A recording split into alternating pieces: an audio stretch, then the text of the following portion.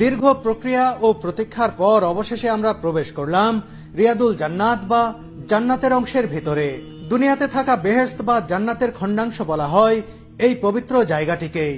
এখানে প্রবেশ করার অনুভূতি বলে বোঝানোর মতো নয়। কিভাবে প্রকাশ করব মনের অভিব্যক্তি তা আসলে আমার অজানা। রিয়াদুল জান্নাতে প্রবেশ করেই 2 রাকাত নামাজ আদায় করলাম আমরা। এরপর দু চোখ ভরে দেখতে থাকলাম জান্নাতের খণ্ড। সত্যি সত্যি আমি এখন জান্নাতে অবস্থান করছি, আর এখানকার পরিবেশও একেবারেই জান্নাতি।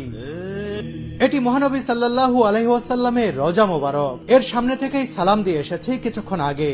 এই রওজা মোবারক থেকে এই যে মিম্বার দেখতে পাচ্ছেন, এর মধ্যবর্তী জায়গাটুকুই জান্নাতের অংশ।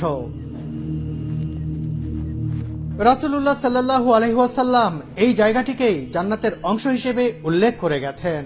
বুখারী হাদিস অনুসারে নবীজি সাল্লাল্লাহু আলাইহি ওয়াসাল্লাম বলেন, আমার ঘর তথা বর্তমান দাফনের জায়গা এবং মিম্বরের মাঝের জায়গা জান্নাতের বাগানগুলোর একটি। এই মিহরাবটি সংস্কার করা হয়েছে। এখানে দাঁড়িয়ে ইমামতি করতেন হযরত মুহাম্মদ সাল্লাল্লাহু আলাইহি ওয়াসাল্লাম।